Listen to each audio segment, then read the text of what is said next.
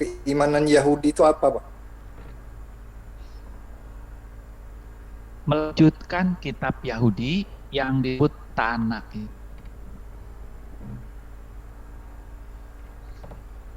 Berarti Bapak Yahudi gitu maksudnya atau gimana itu?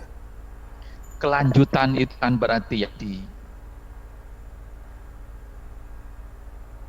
kelanjutan Ya, itu coba lanjutan lanjut, Pak. daripada wahyu atau ajaran. Ya, lanjut, Pak.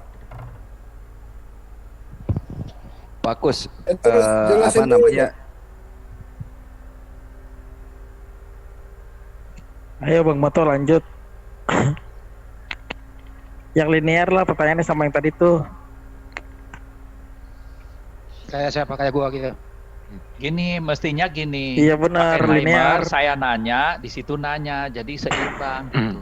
Nah, tadi Anda udah nanya Pak Gus, udah dijawab loh Pak Ustadz Tata. Iya. Pak Ustadz Tata memberi mandat kepada saya lewat Japri. Ndi lu wakili saya bertanya. Karena setiap Ustadz Tata itu nggak pernah bertanya, gitu loh. Bukan di dalam sinkronisasi aja. Pak Kus, Kan tadi udah dijawab. Berarti saya dong gantian nanya dong. Pak Kus, jadi gini ya, atas pertanyaan saya ini kesimpulannya bahwa Kristen itu kelanjutan ajaran Yahudi ya? Dikunci itu, Pak ya? Saya kata kelanjutan pada wahyu yang diturunkan kepada bangsa Yahudi. Oke, nanti kalau ada Pak Ishak, saya mau konfirmasi, syukur-syukur ada Bapak gitu. Ya boleh. Saya tuh cuma satu ya, kalau saya mau ngobrol sama orang Yahudi, dialog, syarat cuma satu. Pakai kitab yang dianggap firman Tuhan, itu aja. Yang lain nggak usah dibahas. Oh, iya, karena kalau bicara dengan orang Yahudi itu bicaranya ada Talmud, ada Targum, jadi semua kitab dimasukin. Jadi gimana mau diskusi? Iya, kamu gampang juga dipersempit, Pak. Kamu juga firman Tuhan juga, segala firman yang gue sampaikan itu yang mana, tentukan dulu. Bukan, maksudnya orang Yahudi pun mengakui yang disebut firman itu cuma Tanakh. Iya, kalau kamu Talmud yang lain itu bukan. Iya, kitab kamu yang mana? Yang firman Tuhan. Ya kalau kitab Kristen adalah ya itu kitab perjanjian lama dan perjanjian baru, itu aja. Nggak ada yang lain, makanya nggak usah dimasukin yang lain-lain gitu. Nah iya, perjanjian baru itu yang mana? Firman Tuhan itu yang mana? Katanya ada yang mengatakan yang lama. Nah, gitu kan? Aduh, pertanyaan jangan kayak itulah, Ta. Itu kan apa? Udah sebentar, tahu Pak. ya baru ya itu, nggak ada lagi. Dulu. Enggak, Ustadz Tata, maksud saya tadi itu sebenarnya nunggu Yahudi baru saya tanyakan itu, nunggu Ishak. Jadi enak biar Yahudi yang ngehajar. Oh iya, nanti ya kan orangnya belum datang, Bang. Kan orangnya belum datang. Iya, Pak Ustadz sampaikan nggak apa-apa, Pak. Lanjut, Pak. Biar linear. Iya, nanti dengan yang sebentar. Yahudi kan Sebentar. Iya, bagus itu dari Yahudi ya. Enggak, itu Itzaknya lagi beli makan dulu, ntar katanya mau masuk. Satu-satu. Iya. Nanti Iya, kan lagi beli makan dulu, ntar dulu. Nanti Yahudi juga kan nanya. Suruh undang aja langsung masuk. Jadi saya tunggu. Bang Andi jadi Kus Nadi. Iya, Andi itu lagi beli makan dulu, Itzaknya tadi ngabarin ke saya. Iya. Kita dulu. Oke. Oke, biar linear, kasih kesempatan Pak Ustadz Tata. Silakan Pak Ustadz, lanjut. Ya enggak, nanti kalau syaratnya Pak Kusnadi syaratnya seperti apa Yahudi, kan Yahudi juga minta syarat juga nanti. Kitabnya kamu yang mana tentukan juga kan gitu. Enak itu. Dia itu suruh saya belajar bahasa Ibrani itu aja. Ya, itu urusan mereka nanti sama kamu. Jadi kalau gitu kita jangan ngomong Indonesia, ngomong Ibrani aja ya. Tidak ada masalah, tergantung kesepakatan sepakatan nanti ya nanti. Saya tuh ada pertanyaan ternyata yang selama ini nggak ada. Kusnadi, saya belum kelar ini Lukas ini. Tadi katanya udah selesai, gimana sih? Belum, tadi dipotong bro. Tenang aja, santai. Gue ketawa-ketawa dengar lu lawakan ini. Jadi kan nanyanya udah berkali-kali. Tidak wawancara langsung dengan Yesus. Saya minta itu. Iya, silakan. Saya apapun saya siap ditanya kok. Iya, oke. Sebutkan nama-nama. Ya, sebutkan nama-nama. Yesus berbicara kepada A berbicara kepada B, B berbicara kepada C sampai ke Lukas. Sampai ke Lukas. Sebutkan nama-namanya Pak. Kalau enggak gelap ini Lukas ini. Ayo, monggo. Seorang investigator, apakah mendapatkan berita itu dari sumber satu atau sumber ke-10? Beda Islam dengan Kristen memang di situ. Kalau Islam, seperti tadi saya tanya kepada Tahta, pada saat Sahih Bukhari menulis, dia mendapat sumber keislaman itu dari tangan mungkin ke-10. Ya kan? Dari si A ke si B, ke si C, ke si D, ke si E. Nah, kalau Lukas, itu karena dia hidup sejaman dengan murid-murid Yesus, dan dia pada saat itu bisa langsung mewawancarai. Jadi Lukas itu dari tangan kedua, ya, tangan kedua, dan tangan kedua itu artinya pakai timer aja deh, biar nggak saling potong memotong. Bang Andi sabar. Pakai timer aja. Biar dia ngejelasin. Ya, Lukas pakai timer aja. Ya udah ya. Paling enak lah. Pakai timer 3 menit. Jadi tak fair gitu. 2 menit aja, 2 menit. Berarti ya 2 menit boleh. Ya, yang penting fair lah. Kalau tadi dengar dari Satria Injil nih, Lukas itu bukan rasul dong. Karena dari murid-murid, bukan dari Tuhannya. Oke, lanjut. Nanti dulu Pak Ian, biar Pak Andi dulu. Biar nggak berantakan. Ya, lanjut. Timer. Ya. Saya dulu ya. Bagus, tenang aja. Pakai timer ya. 2 menit. Timernya mana? Tolong dong. Ada yang bisa buka timer? Udah, nggak usah timer lah, langsung saja. Iya, langsung aja. Kalau saya orangnya nggak mau motong, tapi kalau saya dipotong, saya konsentrasi. Kamu nggak mau motong, tapi kamu ditanya aja, kamu A ke B ke C gitu loh. Ya dikasih waktu lah. Ya udah kasih waktu, gitu. Kamu silakan berbicara. Kata kasih waktu. Saya ulang ya. Coba kamu jangan dipotong dulu. Ya. Udah, diam. Saya ulang pertanyaannya. Saya ulang dulu. Oke, kamu ulang. Ya. Lukas mewawancarai siapa? Pakai bahasa apa? Silakan. Oke, jangan disela ya, Andi. Silakan. Silakan, Gus. Oke, Lukas itu kan sejaman dengan murid-murid Yesus. Jadi dia mendapat informasi seperti mindset Islam dari si anu. Tetapi dia langsung on the spot. Kalau Yesusnya memang udah wafat, ya dia tanya kepada ibunya. Tanya kepada muridnya. Dia investigasi, datang ke si ini, tanya bagaimana ceritanya. Tanya si ini bagaimana ceritanya. Tanya si ini bagaimana ceritanya. Kemudian dirangkum jadi satu, itulah hasil investigasi. Sama seperti polisi merangkai sebuah peristiwa sehingga terang-derang dari A sampai Z, motif apa, kelanjutnya gimana, jadilah sebuah itu. Cukup. Jadi Lukas wawancara kepada Bunda Maria, langsung nih wawancara. Bunda Maria, hai Lukas, saya melahirkan Tuhan. Dalam dialog itu dia berbahasa apa, bro? Jawab, bro.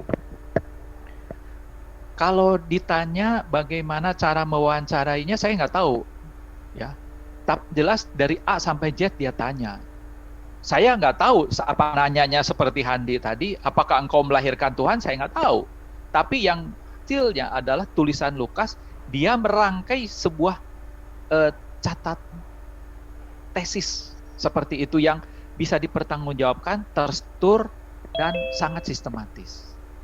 Pertanyaannya gitu, pakai bahasa apa? Ya, bahasa apa? Bahasanya adalah bahasa yang dipakai saat itu. Karena pada saat itu adalah Israel sedang dijajah oleh Romawi dan bahasa internasional lingua franca adalah bahasa Yunani. Tetapi tentu ada bahasa Aramaik dan lain sebagainya. Wawancara Lukas dan Bunda Maria wawancara Lukas dan Bunda Maria itu pakai bahasa apa? Aramaik atau Yunani? Bisa campur. Bisa campur karena kedua bahasa itu dipakai. Buktinya PB Pak, nggak ada bahasa Yunani, Aramaiknya PB, Yunani semua kok. Gimana ente ini kok campur? Tulisan ya ampun, Lukas ada buku sejarah nggak? Ada buku sejarah isinya campur bahasa Indonesia, bahasa Inggris, bahasa Cina, bahasa. Pak Kusnadi, dengerin dulu baik-baik. Yang bener aja sih, kalau nanya aneh-aneh aja. Pak, dengerin dulu Pak.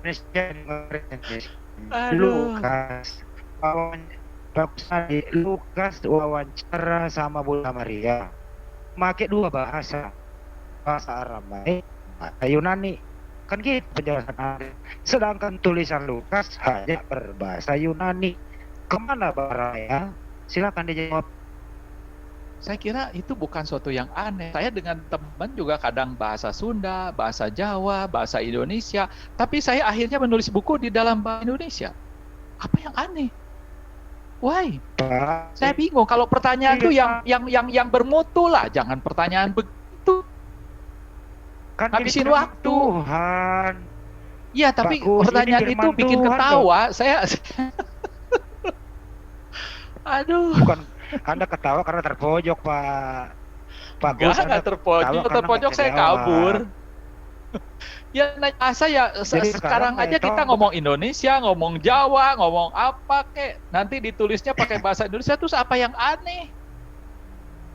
Anda mengatakan itu firman Tuhan, Pak. Firman kok nggak jelas maksudnya? Ya firman Tuhan kan artinya terakhir. Terakhir itu setelah kitab itu tadi terstruktur sistematis, itulah yang firman Tuhan. Kenapa? Karena ada inspirasi Tuhan di dalamnya. Alasannya. Oh, firman Tuhan ada inspirasi.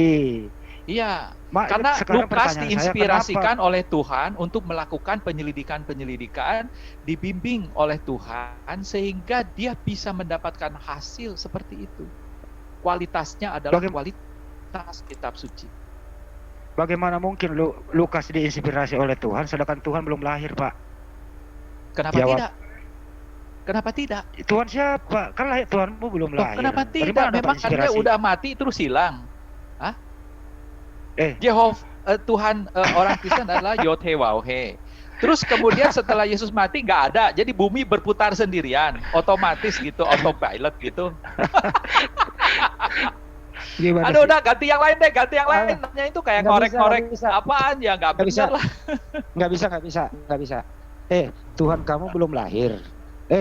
Tuhan kamu belum lahir. Terus Anda mengatakan Lukas diinspirasi oleh Tuhan. Tuhan siapa yang inspirasi dia sedangkan Tuhanmu belum lahir? Jawab. Tuhan itu siapa? Yang belum lahir itu siapa? Tuhan yang mana Lukas yang mengatakan lahir? Lukas mengatakan hari ini telah lahir bagimu Kristus Tuhan juru selamat.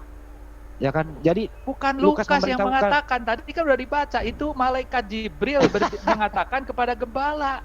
Gimana sih? Ini Lukas yang menulis loh. Iya. Ini Lukas yang petik. Petik. Gimana? Lukas menulis itu diinspirasi di ayat 10. Dengerin baik-baik. Di ayat 10 ada tanda petik, jangan takut. Sebab sesungguhnya aku memberitakan kepadamu kesukaan besar untuk seluruh bangsa. Yang ngomong ini siapa? Malaikat Jibril. Orang disebut tanda petik. Anda ngerti tanda petik? Tanda petik ngerti nggak? Lukas menulis. Dengerin dulu. Lukas menulis diinspirasi oleh Tuhan. Sedangkan waktu itu Tuhan belum lahir. Ngerti nggak sih? Tuhan mana yang belum lahir? Tuhan yang mana belum lahir? Baca Lukas 2 ayat 11. Hari ini telah lahir bagimu juru selamat Kristus Tuhan di kota Daud. Itu ucapan Lukas kan? Orang Lukas yang nulis kok. Masa lu iya, ucapan tapi tanda gua? petik. Tapi di dalam tanda petik. Saya nggak males deh kalau gitu sama Andi. Saya kira saya lagi ngadepin orang anak SD, nggak perlu lah kita diskusi. Karena apa? Tanda petik aja Anda kagak tahu. Buat apa saya ngomong? Tanda petik nggak tahu, buat apa ngomong? Saya tanya dulu Tanda petik nggak tahu, buat apa ngomong? Coba. Tuhan siapa yang menginspirasi Anda ngerti nggak tanda petik itu apa? Tuhan siapa yang menginspirasi Lukas? Enggak, tanda petik Anda tahu nggak artinya apa? Tanda petik apa? Nggak tahu. Oke, selesai. Saya tidak mau jawab. Tuhan siapa yang menginspirasi Lukas? Ganti yang lain. Kenapa? Karena Andi tidak tahu arti tanda petik. Jadi gimana saya jelasin? Tuhan siapa yang menginspirasi Lukas menulis? Terus nanti kenapa lu nggak jawab Tuhan Bapa sih? Kenapa lu nggak jawab Tuhan Bapa sih? Masalah tanda petik aja jadi jelas. Oke, sudah cukup, Mas. Mas Hendy sudah cukup? Cukup, makasih. Cukup ya. Cukup, saya nggak mau Oke, jawab. yang lainnya silakan kalau mau berdiskusi satu-satu ya, jangan tumpuk-tumpuk. Silakan, Mas Layar. Atau siapapun itu silakan. Mas Lantri. Timer.